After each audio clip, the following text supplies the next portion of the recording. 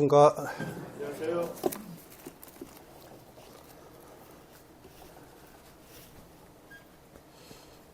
제가 오늘 새해에 들어서 첫 말씀이거든요. 항상 첫, 그다음 마지막 이게 좀 중요하잖아요. 어떤 말씀으로 시작을 해야 되나 고민을 금요일까지 계속했습니다. 세 가지 주제를 놓고 어떤 것이 합당할까라고 생각이 됐는데 결국은 이 말씀을 오늘 결정을 하고 전할까 합니다. 과거에 한번 약간 부분적으로 전한 적이 있는데 이번에는 좀 성경을 좀 전체적으로 해서 준비를 했습니다. 제가 40여 년 동안 신앙생활을 하는 동안에 여러 지역교회를 다니면서 정말 교회 부흥의 중요한 것이 무엇일까 곰곰이 생각할 때가 있었습니다. 근데 그런 것을 물론 여러 가지 요인이 있겠지만 그러한 가운데 있어서 가장 중요한 부분은 교회 성도님들이 사랑으로 서로 동역하고 연합하는 것이 정말 중요하다. 이것이 없으면 교회 부흥은 없다 하도 과언이 아니다고 생각이 되었습니다. 그래서 이 주제를 가지고 오늘 말씀을 좀 교제할 것 같은데요. 전도서 4장 말씀을 잠깐 보시겠습니다. 전도서 4장 9절에서 12절 말씀, 구약성경 951페이지입니다.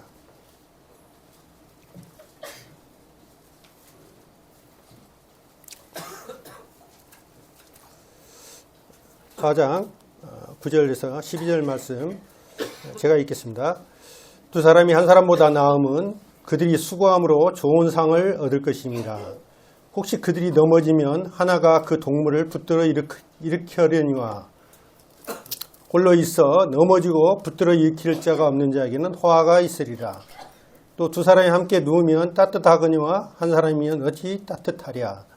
한 사람이면 배하겠거니와 두 사람이면 맞설 수 있나니 세 겹줄은 쉽게 끊어지지 아니하니라.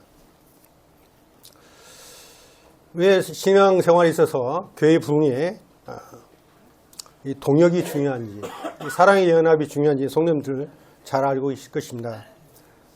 왜냐하면 아무리 개인 리더자가 훌륭하고 또 자질도 뛰어난다 할지라도 그러한 것이 있다 할지라도 사단과 영적 싸움을 하는 하나님의 교회의 일은 한 개인에 의해서 부흥할 수가 없는 것입니다.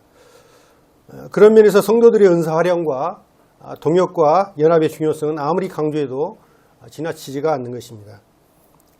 그런데 형제자매가 서로 연합할 수 있도록 그리스도 안에서 우리를 각기 모양대로 형제자매로 부르셨습니다. 그래서 서로 연합해서 하나님의 선한 일을 이루어간다는 것은 정말 아름답고 권장할 만한 일이지만 반면에 또 교회 안에서 성도들이 서로 자기 생각대로 분열되어 다투고 나누어지는 것처럼 좀 보기 싫은 그런 일도 없다고 생각이 듭니다. 우리는 고린도전서 3장 9절에 너희는 하나님의 밭이요 하나님의 집이라고 이렇게 말씀하고 있습니다. 우리는 하나님의 모든 일을 돕는 동역자로 부르신 것입니다. 그래서 오늘 제목을 사랑의 연합과 동역이라는 말씀으로 정했습니다. 출애굽기 17장 10절에서 16절을 보면 이스라엘 백성들이 아말렉과의 전쟁할 때 모세는 이 산꼭대기에서 손을 올려 있을 때 승리를 하고 또 손이 내리면 패하게 되었잖아요. 아론과 홀은 그 손이 내려오지 않도록 그들을 양쪽에서 붙들어서 올렸을 때 그 전쟁에서 승리를 거두게 된 것을 우리가 잘 알고 있습니다. 본문은 솔로몬이 BC 935년경 예수님 오시기 전 935년경 인생 말년에 기록했던 지혜의 말씀입니다. 그는 죽음을 앞두고 있었고요. 과거를 회상하면서 자신의 파란만장했던 삶을 통해서 깨달은 인생의 진리를 후대에 남긴 것입니다. 솔로몬은 아마 역대 인물 중에서 가장 많은 부귀영화를 누렸던 인물이라고 볼 수가 있죠. 그러나 그가 중년이 되어서 나이가 좀 지긋해서 안정기에 들었을 때 이방 나라와의 통혼 정책으로 이방의 공주들을 아내로 맞이하면서 그의 신앙이 불신앙으로 변질되어지고 또 수많은 아내를 맞이함을 통해서 그의 신앙뿐만 아니라 또 재물과 쾌락을 쫓아 사는 세속적인 사람으로 변화되는 것을 볼 수가 있습니다. 그 결과 하나님께서는 그 아름다웠던 주님이 다윗을 통해서 이루었던 통일 왕국이 남북으로 이게 분열되었고요. 또 그 솔로몬의 삶조차도 그 인생에 대한 회의와 어떤 고통과 갈등을 느끼면서 허문을 느끼게 되고, 또 그러한 삶에서 그가 잘못됐다는 것을 뒤늦게 깨닫게 되면서 하나님을 떠난 인생이 얼마나 허무하냐, 또 그러한 이기적인 것, 또 개인적인 성향이 우리 인생을 통해서 얼마나 허무한가를 통해서, 말씀을 통해서 전도서에 기록되어 있는 것을 봅니다. 그 말씀 중에 이 4장의 한 부분에 기록되어 있는 말씀이 본문 말씀인데요. 본문을 통해서 솔로몬이 주는 교훈이 무엇인가를 한번 먼저 살펴보겠습니다. 첫 번째는 한 사람보다 두 사람일 때가 훨씬 유익하다, 이렇게 말씀하고 있는 것입니다. 소 한 마리는 6톤의 짐을 진다고 합니다. 그러니까 소는 한 마리에 6톤이면 우리 6톤 트럭 같은 그런 힘을 갖고 있는 것이죠. 소 2마리면 6톤, 그러니까 12톤의 짐을 끌게 될 것이라고 우리가 상식적으로 계산이 되죠. 그러나 소 2마리를 합쳐서 짐을 끌게 되면 24톤의 짐을 끌 수가 있다고 합니다. 그러니까 각각 끄는 것보다 연합했을 때 갑절의 효과가 얻게 되는 것이죠. 하나님께서 사람을 지으실 때 홀로 지으시지 않았잖아요. 아담과 하와 이렇게 짝을 지어서 지어주시고 창조하셨습니다. 또 누가복음 10장에 70명의 전도팀을 보낼 때에 둘씩 짝을 지어서 파송을 했죠. 혼자보다 둘이 낫기 때문에 주님께서 그렇게 하신 것입니다.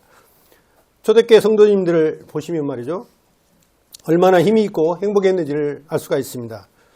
기도하는 일이 한 마음이 되었습니다. 그리고 전도도 같이 했습니다. 배우는 것도 함께 배웠습니다. 떡을 떼고 교제하는 것도 함께 했습니다. 또 물건도 자기 것이라고 주장하지 않고 함께 공동으로 함께 나누어 사용하였습니다.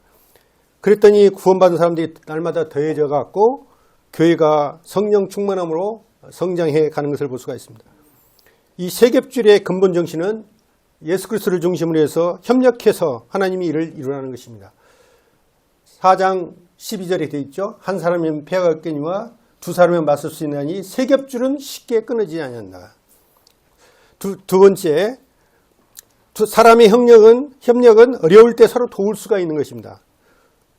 두 사람의 협력은 어려울 때 서로 도울 수가 있는데, 팔레스타인 지역을 여행할 때 광야길에는 낮에는 기온이 굉장히 높고 밤에는 기온이 급강하해서 매우 춥기 때문에 야영할 때 두 사람이 바짝 붙어서 잠을 자게 되면 훨씬 따뜻한 온기를 이렇게 느낄 수가 있습니다. 이렇게 함께 협조하고 붙들어주면 추위를 이길 수 있는 것입니다. 또 깊은 구덩이에 빠지거나 또 길에서 넘어져 크게 다칠 경우나 또 한 사람이 넘어졌을 때 두 사람인 경우에는 다른 사람을 도와줄 수 있지 않겠습니까? 그렇기 때문에 그 위험한 고비를 넘길 수가 있는 것입니다. 이 두 사람이면 서로 협력하고 도와서 이렇게 세워주고 위로해주고 격려해줄 수 있기 때문에 반드시 여행자들은 홀로 여행을 하지 않고 사막 여행할 때 무리를 지어서 여행을 한다는 것이죠.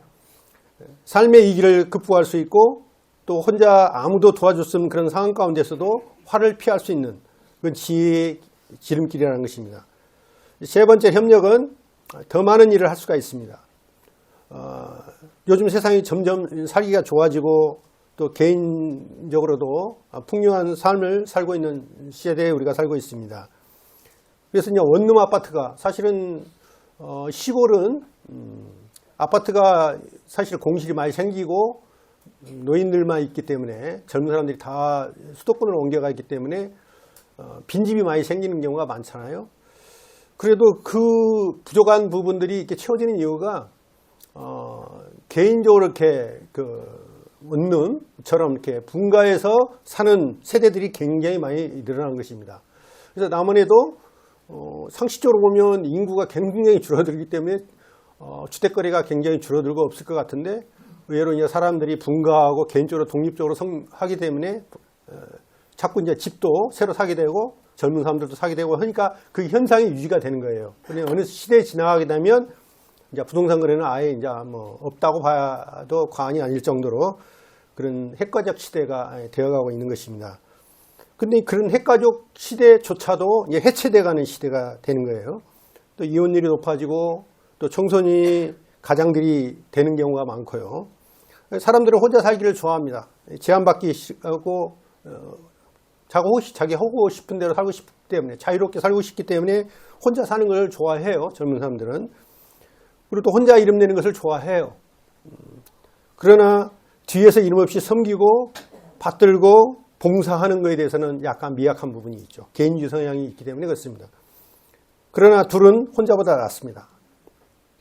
혼자 아무리 돈을 많이 벌고 건재를 누린다 해도 그에게는 참 행복이 없는 것이에요. 협력할 때 부족한 것이 보충이 되는 것입니다.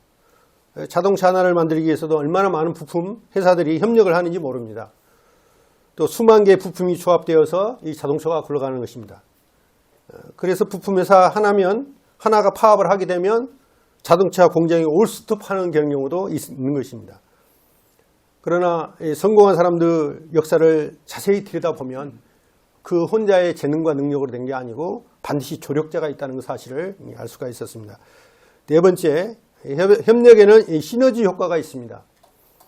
레위기 26장 8절에 보면 너희 다섯이 백을 쫓고 너희 백이 2만을 쫓으리니 너희 백이 만을 쫓으리니 너희 대적들이 너희 앞에서 칼에 엎드릴 것이며 이런 말씀이 있네요. 약한 자들이 모였을지라도 힘을 합치면 강한 자를 물칠 수 있다 이라는 내용입니다. 어떤 공동체도 마찬가지라고 생각하는데요. 분열되면 망하는 것입니다. 나라가 지금 굉장히 위기에 있는 것이 무엇 때문에 위기가 있을까요? 이념으로 말미암아 서로 나눠져 있기 때문에 그런 거예요. 그래서 대한민국이라는 나라가 지금 위기에 있다고 하는 것입니다.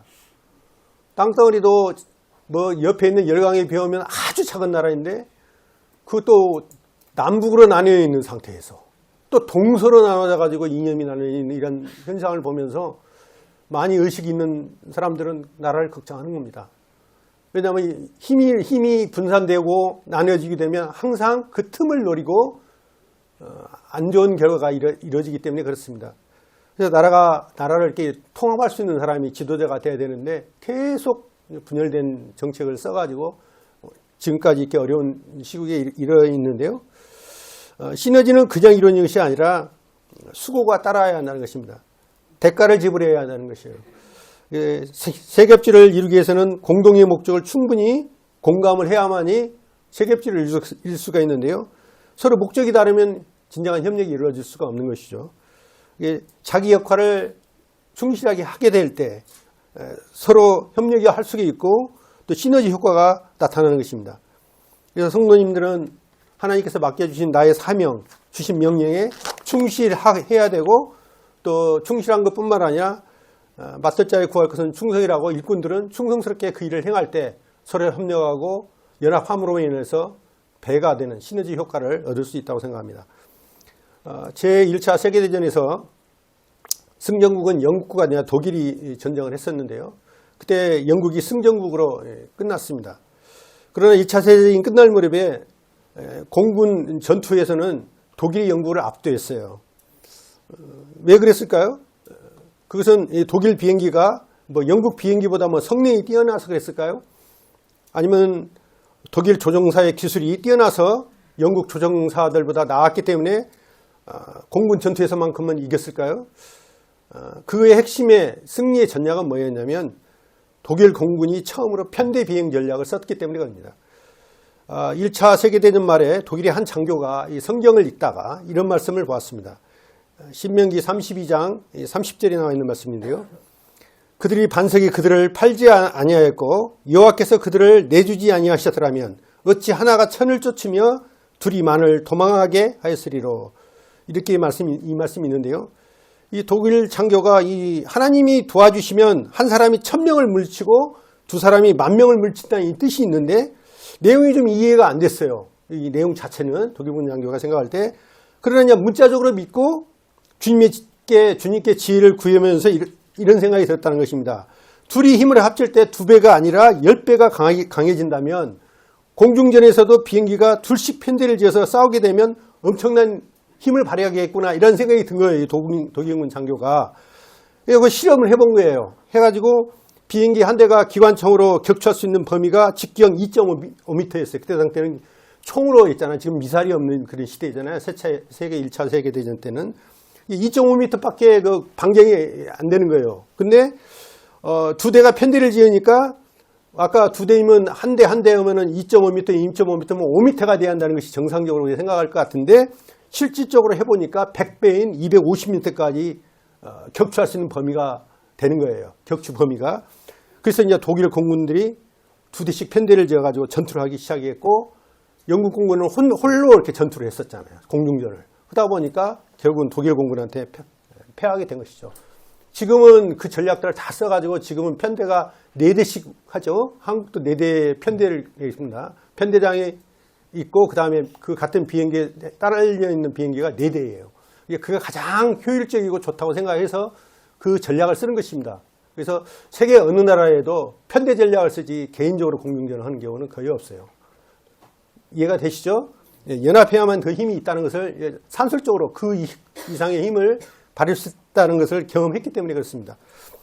빌립보서 3장 7절 말씀을 보시겠습니다. 빌립보서 3장 7절 신약성경 321페이지입니다.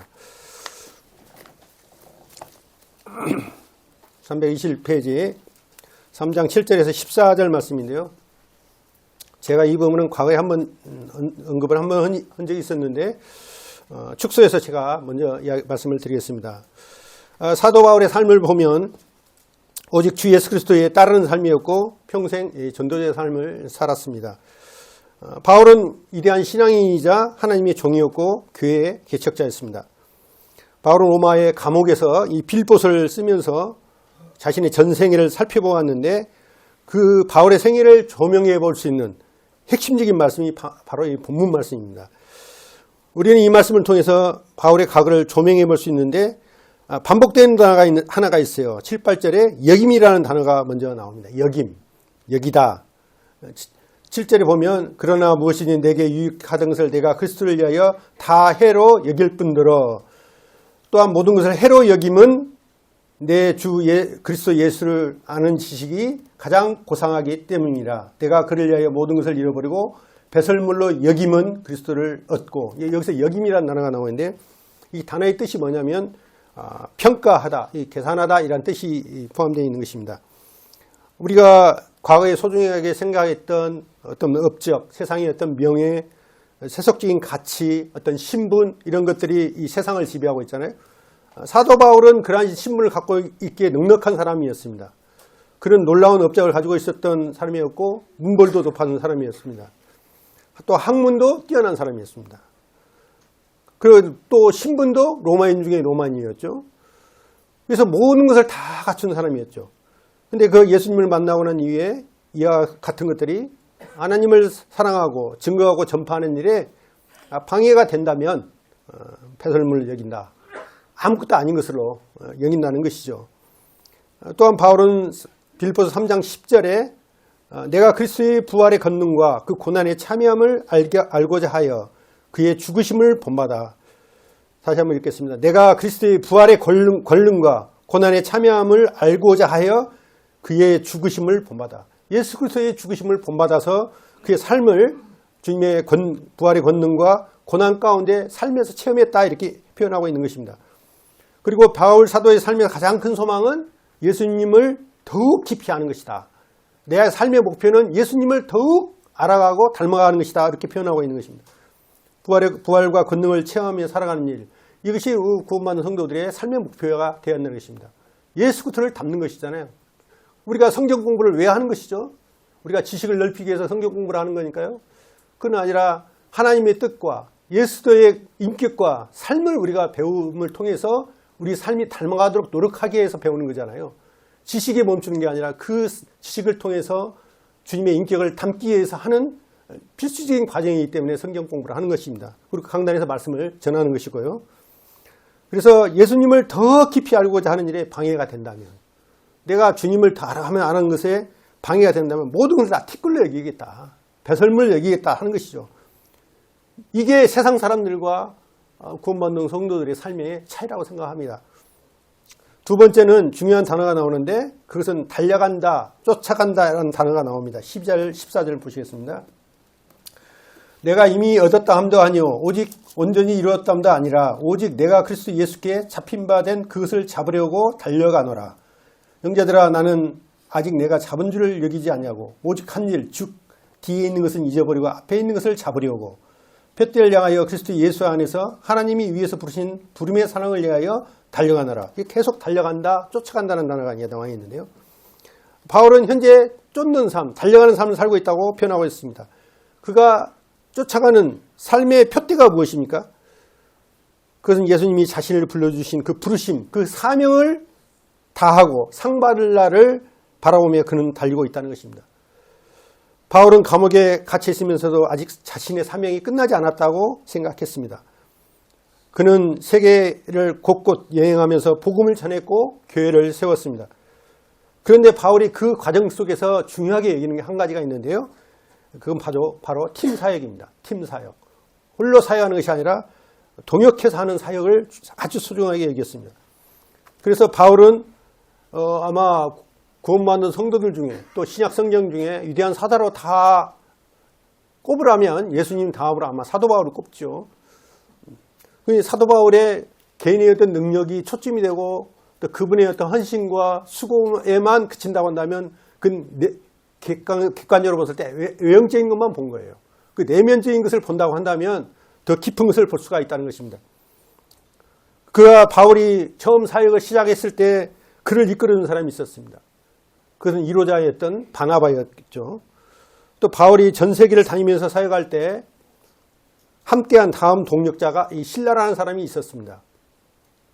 그리고 브리스길라와 아굴라라는 부부가 동역자로 큰 역할을 했죠. 바울의 가장 소중한 후배 동역자이면서 또 바울의 전도 여행에 동행을 했고 또 바울의 후계자로 에베소 교회를 돌본 젊은 동역자 두 사람이 있었습니다. 잘 알다시피 디모데와 디도죠. 또 바울의 메시지를 로마에서 에베소로 전달하는 심부름 역할을 한 동역자가 있었는데 두기고라는 사람이 있었습니다. 또 바울의 건강을 수시로 돌봐주었던 의사 누가가 있었고요.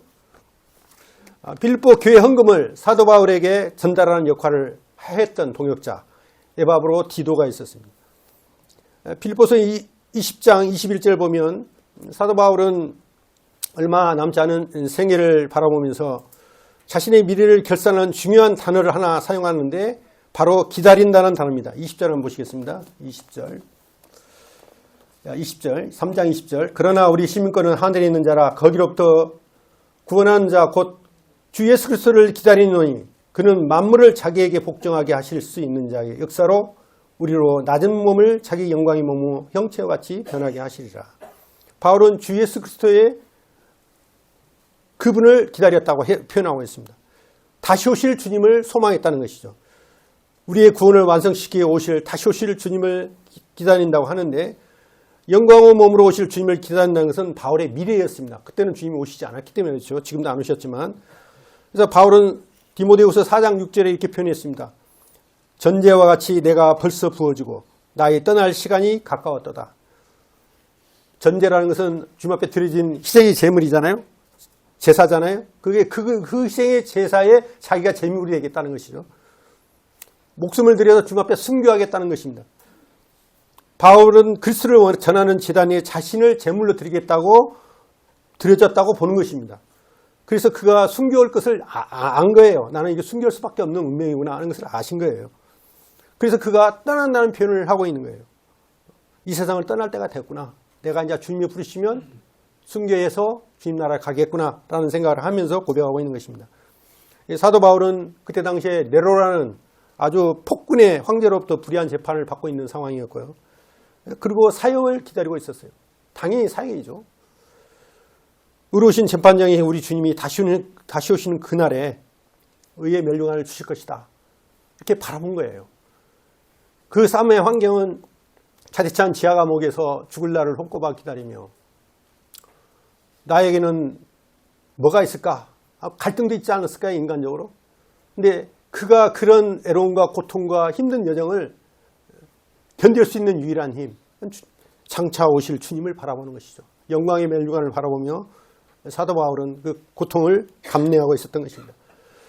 그래서 디모데후서 4장 21절에 이렇게 표현했어요.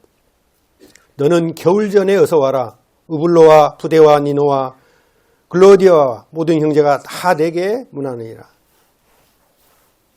겨울 전에 오라고 한 거예요.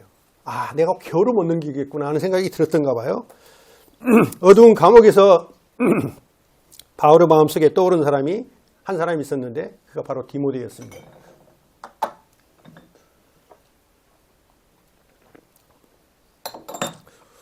그래서 바울은 디모데에게 자신이 드로아 가보의 집에 둔 겉옷과 아마 날씨가 너무 추웠나요?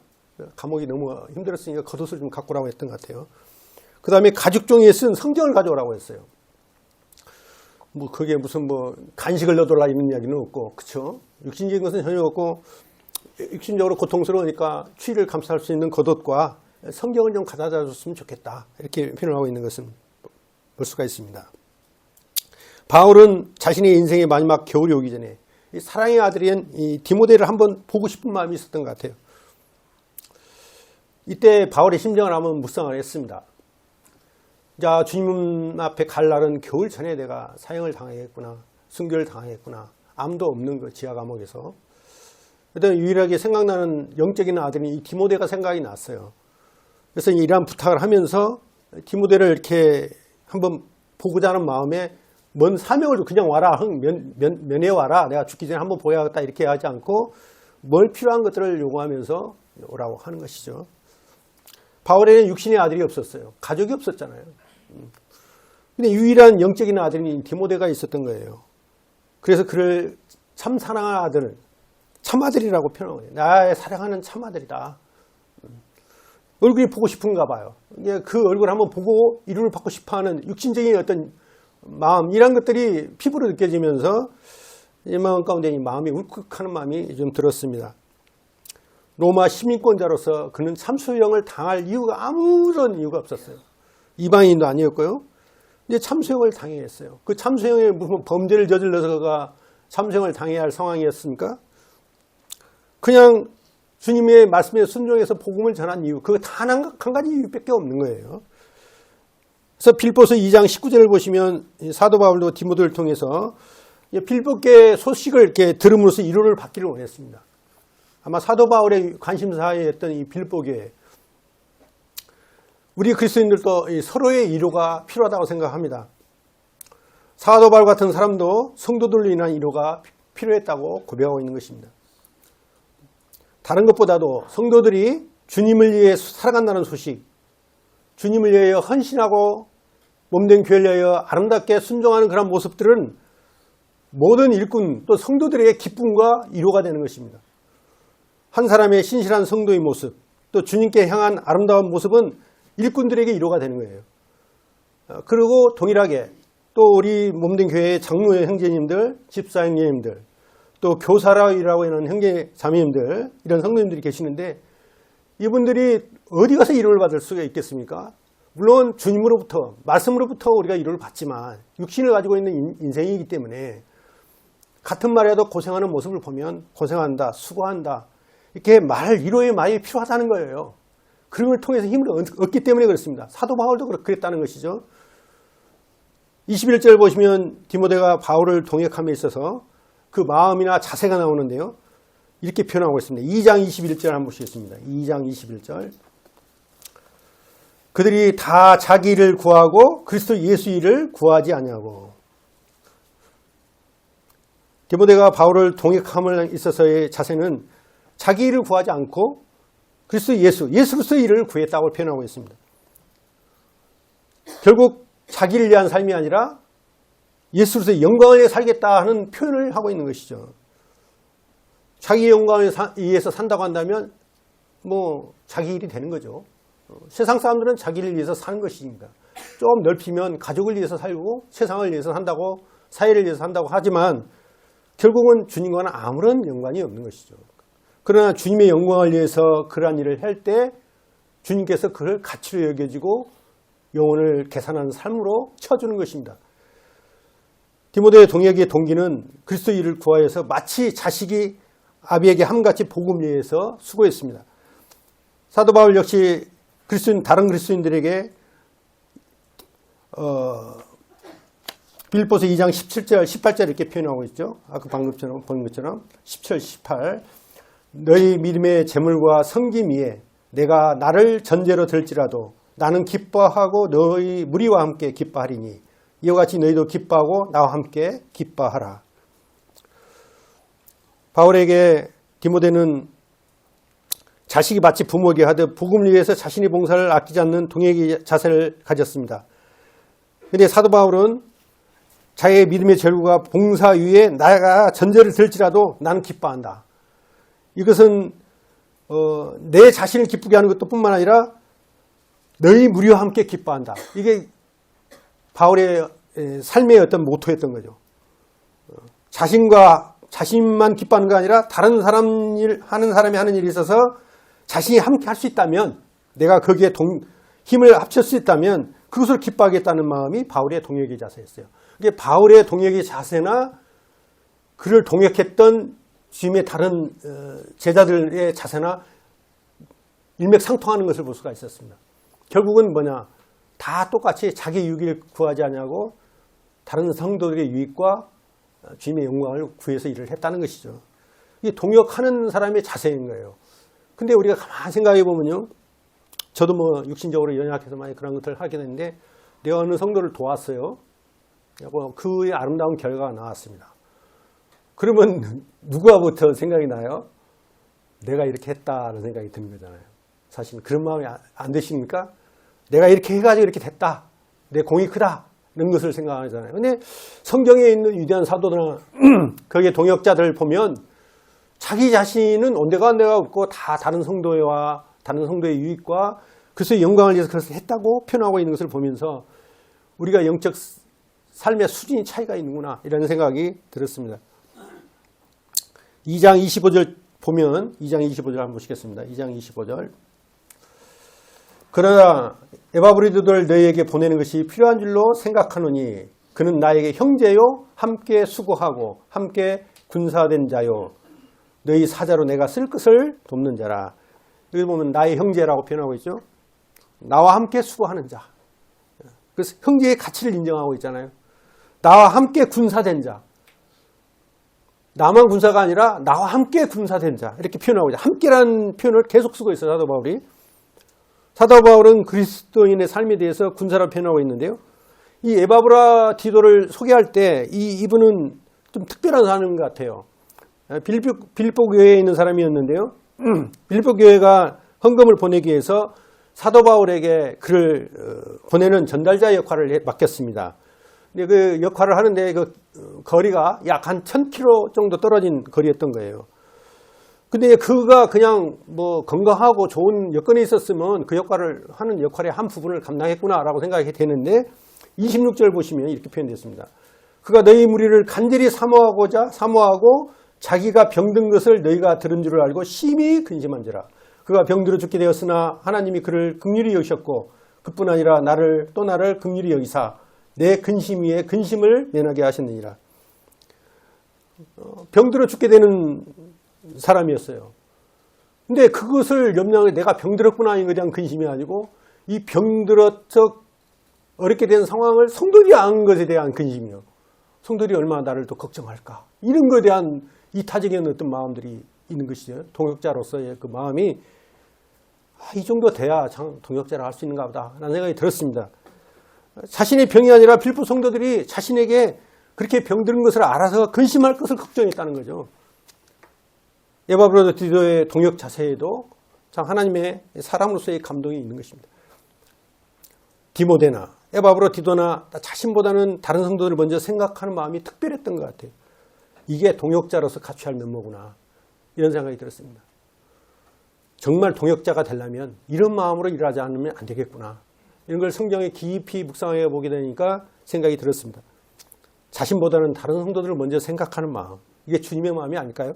자신의 어려움보다는 다른 성도들의 어려움을 먼저 생각하는 마음. 이건 부모가 자식을 생각하는 마음과 동일하다고 생각합니다. 그게 그리스도 예수의 마음이잖아요. 그래서 우리가 그리스도 예수의 마음을 본받아 살아야 되는데 그런 마음을 갖고 사는데 신앙의 연수가 40년이 넘어도 아직까지 유아사고적인 발성을 가지고 그런 삶을 살고 있는 지자를 생각하면서 주님 앞에 부끄러운 마음도 들고 어쩔 때는 이 강단에 내가 서야 할 자격이 있나 하는 생각이 들 때도 있어요. 그래서 요즘도 자꾸 그 강단에 내가 서야 될 자격이 있나 이런 회의가 들어서 놔야 되나 이런 것이 머리에 계속 있었어요. 그래서 준비하는 마음에도 약간 소홀한 마음이 있었고 그냥 그랬었는데요. 또 2장 30절을 보면 그가 2장 30절이 이렇게 표현되어 있습니다. 30절 한번 보시겠습니다. 그가 그리스도 일을 위하여 죽기에 이르러도 자기 목숨을 돌보지 아니한 것은 나를 섬기는 너희 일의 부족함을 채우려 함이니라. 에바브로도가 죽기에 이르렀지만 자기 목숨을 돌보지 않았다고 변하고 있는 걸 봅니다. 얼마나 충성스러운 일꾼의 모습인가 생각이 들었습니다. 사도 바울 돕기 위해서 자신의 목숨까지도 돌보지 않았던 에바브로도도 그는 진정한 동역자였구나 라고 성경을 통해서 알게 되었죠. 결국 교회는 모든 일에 동역이 필요합니다. 바울처럼 위대한 사도도 혼자 일하지 않았다는 것입니다. 혼자 일 잘하는 사람보다는 여러 사람이 함께 동역할 수 있도록 그 바운드, 영역을 넓혀준 사람이 훌륭한 지도자가 될 수가 있는 것입니다. 빌립보 교회는 사도 바울과 동역했습니다.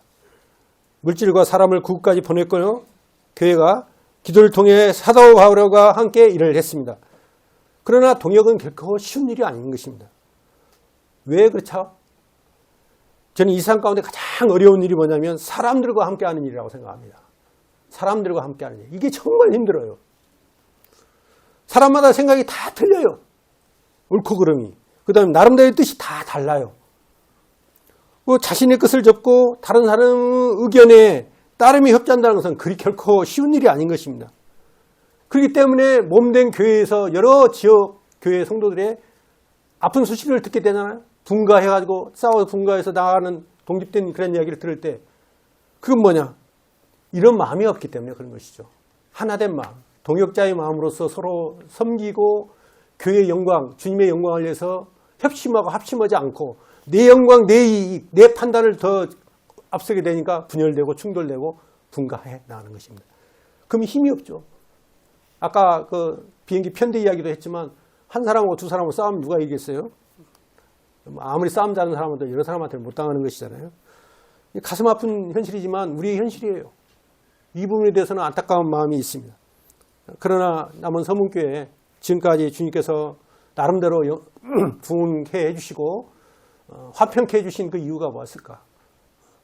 일꾼들의 동역과 성도들이 그런 마음을 알아주는 그런 것들이 물론 매번 또 한마음에 한뜻이 되는 것은 아니겠지만 중요한 일을 결정하는 데서 서로 생각이 나뉘고 다를 수도 있지만 그걸 화합하는 과정에 있어서 서로를 배려하고 받아주기 때문에 동역이 되는 거 아니겠어요? 그래서 그런 동역의 아름다움을 남은 서문께서 볼 수가 있어서 그에 대해서 참 감사한 마음이 있었습니다. 제가 그래서 만약 이 나라 이 세상에 제가 떠나면서 남은 서문교회에 꼭 한 가지만 하라고 하나님께서 약속을 하신다면 제 이 말씀을 드리고 싶어요. 방금 오늘 말씀하고 있는 이 주제를 성도들에 남기고 떠나고 싶은 마음이 있습니다. 왜냐하면 이게 가장 안전한 방법이거든요. 누구 한 사람한테 뺏겨서는 안 되니 교회는 한 사람만 사단이요. 지도자도 첫 내면은요. 교회가 흔들려가고 뿌리치고 다 흔들어져 버릴 수가 있어요. 그러나 여러 함께 하고 일꾼들이 그 모양으로 단합되어 있으면 하나가 잘못됐다 하더라도 그것을 커버할 수 있는 능력이 되기 때문에 또 교회 붕의 연결들이 계속 이어져 갔다고 생각하기 때문에 동역을 잘하느냐 못하느냐에 따라 교회 붕의 또 성장에 승패가 달려있다고 저는 생각합니다. 그래서 이 부분에 대해서는 제가 여러 어려운 모임을 돌아보면서 같이 교제하고 섬겨보면서 깨달은 부분 또 남은 서문교회가 지금까지 나름대로 역할을 하고 지역교회 역할로서 성장하고 부흥하는 그 원인이 무엇일까라고 여러 가지 생각해 봤는데 그건 우리 성도들의 동역과 아름다운 사랑의 연합이라고 생각합니다. 이것이 없으면 성장할 수가 없는 것이죠. 멈추게 되죠. 그리고 이제 분열되어지면 나뉘어지고 힘이 약화되고 줄어들게 되는 것이죠. 퇴역하게 되고. 그래서 교회의 부흥의 요소 그것은 동역이다. 저는 이렇게 제 경험적으로 봤을 때 성경에도 물론 나와 있겠지만 제 경험적으로도 그게 맞다고 생각이 듭니다. 그래야 우리 주위에 있는 사람들이 우리 몸된 교회의 주님의 영광을 볼 수가 있지 않겠습니까? 성도들이 오손도손 해야지 사랑을 막 두루 그냥 서로 삿대질하고 싸우고 나뉘어지고 그냥 그런 모습으로 교회가 서 있다고 한다면 부흥은 끝나는 것이죠. 그래서 주님께서도 그런 말씀하셨어요. 너희가 서로 사랑하면 모든 사람이 나의 제자인 줄을 알겠다. 너희가 사랑하는 것을 통해서 다른 이방인들이 이 사람은 구원받은 그리스도인이구나. 주님은 어떤 분이구나. 이런 것을 볼 수 있는 하나의 이정표가 되는 거죠. 사실.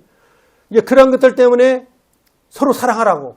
큰 태도로는 사랑인데 그 사랑 안에 동역과 연합이 있다는 것이죠. 사랑과 동역을 통해 주님을 온전히 증거할 때 성령님의 뜨거운 역사가 있다고 생각합니다. 교회는 결코 개인 경기가 아닙니다. 단체 경기예요. 성도는 경쟁자가 아니라 동역자예요. 단체 경기에서 가장 중요한 것은 협력이잖아요. 줄다리기처럼. 교회 사역에는 가장 훌륭한 동역자, 아름다운 동역이 필요한 것입니다. 사도 바울에게 디모데나 에바브로도 같은 충성스러운 동역자가 함께 할 수 있었던 것은 물론 동역을 필요하였던 사도 바울의 삶조차도 자기의 일을 구하지 않냐고 하나님을 먼저 추구하였고 그의 목숨까지도 아끼지 않는 그 삶의 본이 있었기 때문에 자연스럽게 그 따르는 제자들도 동역자들도 그러한 삶을 살았다고 생각합니다만 그러나 또 디모데를 보면 또 에바브로디들을 보면 결코 그 사람들의 능력이 떨어지는 사람들이 아니었어요. 훌륭한 일꾼들이었다고 생각합니다. 그래서 한 독립적인 역할을 그 사람 혼자로서도 충분히 역할을 할 수 있는 사람들이었어요. 근데도 왜 사도 바울의 동역자로서 그들이 남았을까요? 우리가 성도를 도와 함께 일한다는 것. 우리가 성도를 어떤 사람들 형제 좀 도와줘야 할 때 도와준다 하면 그 사람을 돕는 게 아니에요. 하나님이 일을 하는 것이죠. 그리고 그리스도를 세우는 것입니다. 왜냐하면 몸된 교회를 세우는 일을 해요. 그리스도의 몸이 교회잖아요. 이게 교회를 일을 위해서 성도들이 어떤 헌신과 또 수고를 요구할 때 그걸 동역하는 것은 내가 그 사람을 돕는 게 아니다 하는 이야기죠. 우리는 사람을 보고 그 사람을 돕는다고 생각하지만 그게 아니다는 거예요. 주님의 몸된 교회를 돕는 것이고 주님을 돕는 것이잖아요. 그게 가장 중요하다고 생각합니다. 그걸 인식하면서 돕는 것. 이게 중요하다 이 생각이 들었습니다. 그들은 동역자들은 결코 그들의 목숨조차도 아끼지 아니하고 충성스럽게 사도 바울을 섬기고 도왔던 것을 볼 수가 있습니다. 우리 교회도 동역이 필요한데요. 동역은 오직 그리스도께 영광을 돌리고자 하는 마음에 합해질 때 강해지는 것입니다. 사람이 드러나면 안 된다는 것입니다. 내 일이 아니라 그리스도 일을 구함으로 함께 협력하는 것입니다. 우리가 주님을 섬길 수 있는 기회가 있다는 자체가 얼마나 행복하고 기쁜 일인가요? 동역자를 보면요. 베드로와 요한 아주 짝꿍이었잖아요. 두 수제자 베드로와 요한 서로 상반된 성격을 갖고 있잖아요. 온유한 요한과 아주 다혈질인 베드로 그러나 막 적극적인 요한은 침착하고 이것들이 잘 동역이 됐기 때문에 하나님의 몸된 교회가 세워졌다고 생각합니다. 모세와 아론 말은 잘 못 얻었다고 주님 앞에 나는 말을 못 하니까 쓰임 못 받아요. 주님 앞에 그렇게 이야기했을 때 말 잘하는 아론이 있지 않냐 그 형 말은 아론이 다 대변하는 거예요. 모세와 아론 믿음은 온유함과 믿음은 모세가 갖고 있고 아론은 말을 잘했잖아요. 그 통역을 한 것이니까 아름다운 모습으로 딱 형체가 되죠. 요한 웨슬레와 찰스 웨슬레 요한 웨슬레라는 그 감리교회 창시자도 참 훌륭한 분이었지만 찰스 웨슬레가 보조했기 때문에 그런 위대한 종교개혁이 이루어졌던 것입니다. 루터와 멜랑크톤 서로 동역자로서 위대한 사역을 이뤘던 사람들의 한 부분을 보여주고 있습니다. 세상의 모든 인물 뒤에는 반드시 숨은 동역자가 있었다. 이게 성경을 깊이 연구해보고 또 성경에 관한 책들을 보게 되면 알 수가 있습니다. 사랑하는 성도님들, 우리 성도님들은 그리스도 안에서 한 형제의 자매입니다. 왜냐하면 주님의 피로 연결되어 있기 때문에 그렇습니다. 피가 안 섞이면 아무것도 아니에요. 세상 사람들한테 잘해봐요. 그거 조금만 마음 틀어지면 싹 온데간데 없습니다. 그렇죠? 근데 성도들한테는 한 번 잘못해도 회복할 수 있는 길이 있어요. 왜 그런지 아세요? 주님의 피를 연결이 있기 때문에 교회에 나오면 또 회복이 되잖아요. 때는 한 번 쫙쫙 하다가도 또 회복이 되는 이유가 피로 연결되어 있기 때문에. 우리 주영이가 이야기 하면 안 되나? 우리 주영이가 우리 지우를 보면 끌린다고 그래요. 왜 끌리냐? 피가 끌린다는 거예요. 피가. 이게 아주 중요한 거예요. 구원받은 성도들은 피로 연결돼요. 주님 피가 없었다면 우리가 만날 이유도 없고 이거 와야 할 이유도 없고 왜 모여서 서로 싸워야 되고 뭐 협력해야 되고 헌신해야 되고 수고해야 되고 이런 부차스러운 일을 하게 됩니까? 주님의 피로 연결되는 가족이기 때문에 그런 거죠. 영가족, 영적인 가족이잖아요. 육신적인 가족은 당연히 소중한 것이지만 주님 나라 가면요. 육신적인 가족도 필요 없어요. 나와 아내와 자식 간의 관계도 주님 나라 가기 전까지 해당하는 거예요. 아세요? 그냥 물론 그 뭐 성도로서는 하지만 거기도 서운하기도 해요. 어쩔 때 보면. 근데 이게 혈족이 다 인정돼 버리면요. 하나나라가 이상하게 될 것 같아. 그쵸? 그냥 주님을 찬양하는 제사장으로서의 역할만 하면 우리는 완벽한데 나와 옛날 과거에 나 아내였지? 나의 아들이었지? 이런 족보가 거기서 드러나 버리면 머리가 아플 것 같아요. 알고는 있지만. 그래서 성경 하늘나라 가면은 몸이 변화돼서 지금 이 부부관계도 물론 이제 만날 수는 있고 했지만 이 육신적인 관계는 끊어지기 때문에 사실 어떻게 보면 영원한 세계에서의 혈연은요 영적인 가족의 관계가 더 깊다는 생각이 들어요. 길잖아요. 이건 내가 80년, 70년 동안 맺어진 인간관계잖아요. 가족은, 내 육신적인 가족은. 그러나 이것들이 주님 나라 갔을 때는 주님의 영원한 나라에 함께 할 수 있는 그 피로 연결된 성도들 가족. 이게 더 크다는 거죠. 그래서 주님이 보실 때는 영가족이 더 크게 느껴질 수 있다 생각합니다. 교회는 힘없고 작은 사람들이 협동해서 큰일을 이루는 것입니다. 물론 뭐 뛰어난 우리 성도님들도 계시지만 그냥 평범한 사람들이 모여서 이렇게 교회를 이루고 있잖아요. 근데 볼 때는 별 볼일 없는 것 같지만 저력이 있잖아요. 왜? 하나님 말씀을 갖고 있고 그의 성령님이 도우시고 동역자들이 있기 때문에 강한 거예요. 교회는. 이게 교회가 나라를 위해서 기도 안 하면요. 나라 망할 수도 있어요. 구원받은 성도들은요. 잠잠히 기도해야 돼요. 나라를 위해서. 너무 어려울 때. 내 일과 상관없어 이렇게 생각할 때가 아니라는 것입니다. 11명의 힘없고 별 볼일 없는 예수님의 제자들이 오늘날의 기독교를 이루었잖아요. 우리 모두는 예수님의 보혈로 맺어진 한 형제 자매들이라는 놀라운 신분을 가지고 있는 사람들입니다. 그리스도 안에서 하나님을 한 아버지로 섬기고 있어요. 아버지는 한 분이에요. 섬기는 하나님의 백성이 되었습니다. 또 자녀가 되었습니다. 그러므로 우리는 성도들은 서로 만날 때마다 한 형제 자매로 만나서 서로 어울리고 함께 모여 교제하고 함께 찬송하고 함께 예배드리기를 힘써야 하는 것입니다. 사회적인 신분의 차이나 빈분의 차이나 학벌의 차이 만나는 것이 아니잖아요. 그리스도에게 한 형제자매로 연합하도록 부르신 지체들인 것입니다. 그건 주님의 명령이에요. 내가 하고 싶어서 하고 안 하고 싶어서 하는 게 아니라 그렇게 하라는 거예요.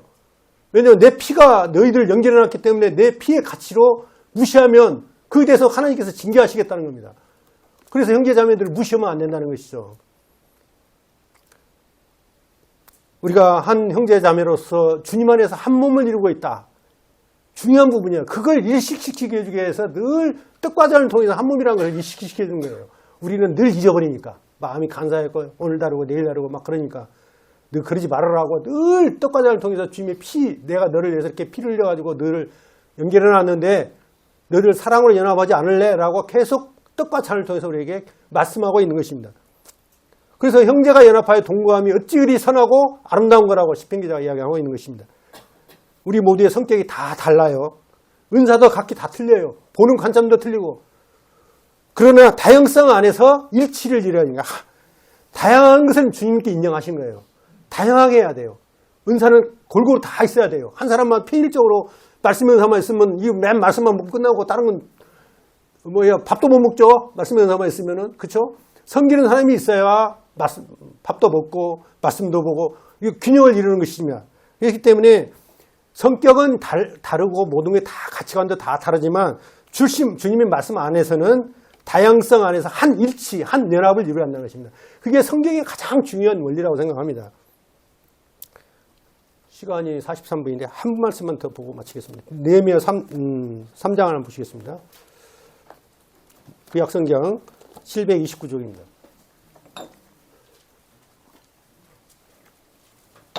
이 부분도 제가 한번 말씀을 드린 적이 있는데요.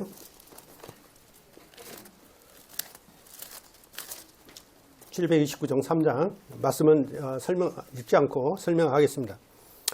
느헤미야 3장을 보시면 예루살렘 성 재건이 시작되는 역사적인 장입니다. 3장은 본문에는 적어도 75명의 이상의 사람들이 등장합니다.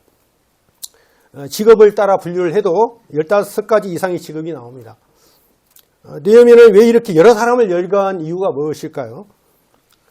그것은 자신의 혼자의 힘으로 된 것이 아니라 동역의 힘으로 완성되고 있는 것을 말해주고 있는 것입니다.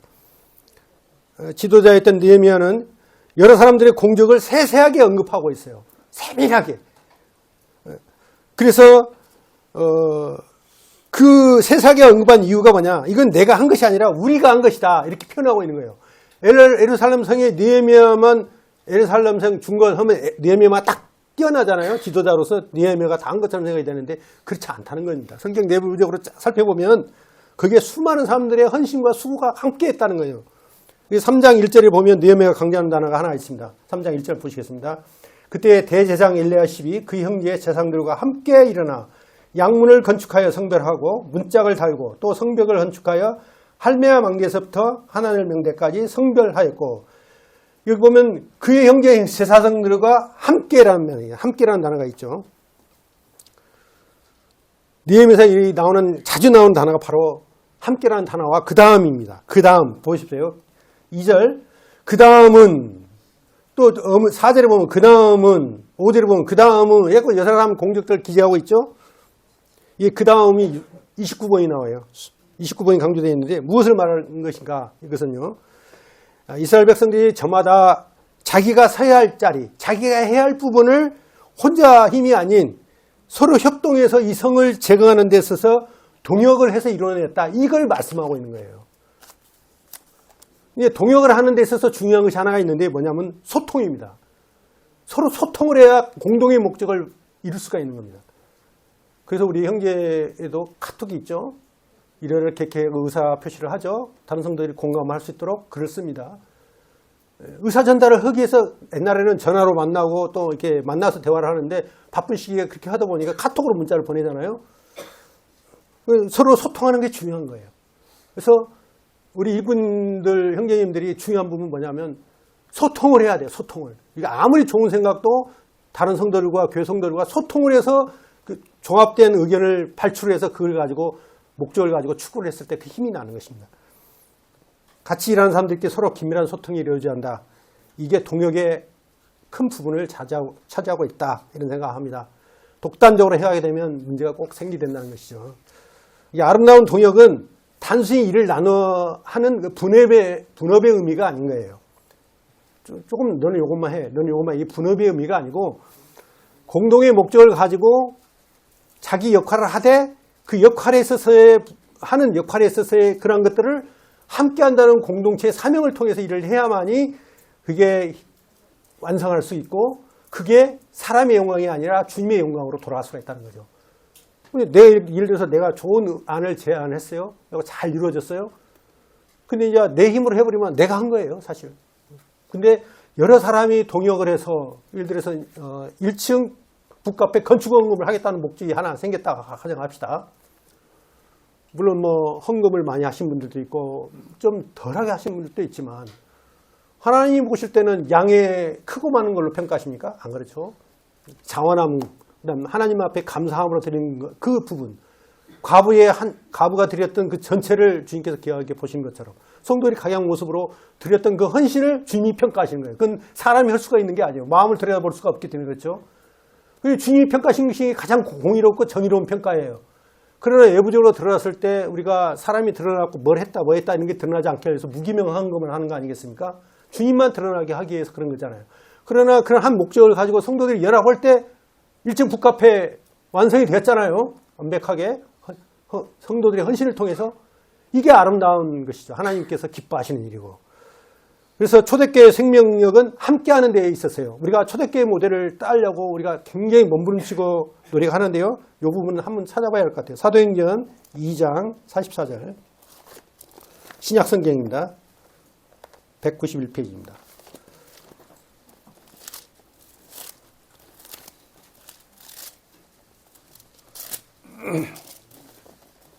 이 장 44절, 46절까지 보겠습니다. 믿는 사람이 다 함께 있어 모든 물건을 서로 통용하고 또 재산과 소유를 팔아 각 사람의 필요를 따라 나눠주며 날마다 마음을 같이하여 성전에 모이기를 힘쓰고 집에서 떡을 떼며 기쁨과 순전한 마음으로 음식을 먹고 하나님을 찬미하며 또 온 백성에게 칭송을 받으니 주께서 구원받는 사람을 날마다 더하게 하십니다. 여기서 중요한 단어가 세 가지가 있는데요. 함께가 있습니다. 함께. 이쯤 44절에 함께 있죠. 다 함께. 그 다음에 두 번째는 서로예요. 서로. 그 44절 후반절에 보면 서로 통용하고 서로. 그 다음에 46절 날마다 마음을 같이 하여. 이게 다 뭐냐? 하나 된 모습을 이야기하고 있잖아. 함께 한 된 모습 등에서 초대교회가 하나님의 역사를 경험했던 거예요. 우리는 진정한 우리의 지도자이신 예수 그리스도를 중심으로 활동하는 사람들입니다. 모두 다 주님의 제자들이고 주님의 자녀이고 형제 자매인 것입니다. 그래서 그분 안에서 연합해야만이 공동체를 이룰 수가 있는 거예요. 하나님께서 그래서 교회를 무리를 지어서 만들어준 것인 거잖아요. 그러니까 하나님의 일은 많은 사람들의 수고와 협조를 통해서 이루어진다는 사실을 기억해야 하는 것입니다. 그래서 경쟁의식이나 누가 막 돋보이게 막 칭찬을 받아. 자존심이 상해. 사람은 그래요. 비교의식 이런 거 절대 하면 안 되는 거예요. 주님의 영광을 위해서 주님을 위해서 더 많이 쓰임을 받는 성도가 있는 것이고 또 덜 쓰임 받는 성도가 있는 거예요. 재능에 따라서 또 은사에 따라 다르기 때문에 그렇습니다. 그러나 하나님이 보실 때 그 함께 협력을 해서 이루어가지고 좋은 결과가 나면요. 그건 한 개인의 평가만 되는 게 아니에요. 한 교회 전체 평가가 되는 거예요. 빌립보 교회 왜냐하면 주님께서 요한계시록에 7개의 평가를 할 때 낯사람 한 사람 한 사람을 평가하기도 했지만 교회 전체를 평가를 했잖아요. 우리 남은 서문교회가 성도들 협력을 해가지고 능력이 많고 적은 것에 관계없이 하나가 됐다나요? 그 평가는요. 하나님께서 남은 서문교회 전체를 통해서 평가를 하고 상급을 주실 거라고 생각합니다. 그렇기 때문에 이 부분에서 서로 성도들에게 있어서 같은 길을 가는 정말 불쌍하잖아요. 우리 공부하는 성도들 어쩔 때 보면 육신적으로는 그렇잖아요. 비가 오나 눈이 오나 그냥 어렵고 힘들 때도 그 추운 날에도 그냥 수요일날 저녁에 막 금요일 저녁 그 벌벌벌 떨면가지고 이렇게 먼 데서 오시고 성님들 보면 어떻게 보면 저 사람들은 보죠 이상한 사람들은 아니라고 세상 사람들이 볼 그런 사람들이야 사실 보면. 근데 누가 위로를 해주겠어요? 성도들을 위로해줘야지. 주님은 물론 말씀으로 위로해주고 뭐 하기도 하지만 성도들이 우리 형제 고생했네, 잘 왔네, 고생했습니다. 악수해주고 등 두드려주고 어려우면 같이 울어주고 그게 하나님이 원하시는 마음이에요. 그렇기 때문에 그런 것을 통해서 우리가 인생 항해를 할 때 우리가 사도 바울처럼 큰 일꾼은 아니지만 적은 부분에 믿음의 역량을 가지고 섬기지만 한 배를 타고 가는 동역자임을 알게 되면 하나님께서 그 동역을 통해서 하나님께서 하나님의 뜻을 이루시고 영광을 받아주시고 이 남은 서문교를 통해서 아름다운 칭찬과 영광이 있으리라 생각합니다. 서로 협력하는 몸된 교회가 됐으면 하는 바람으로 제 첫 메시지로 이 부분을 드리겠습니다. 감사합니다.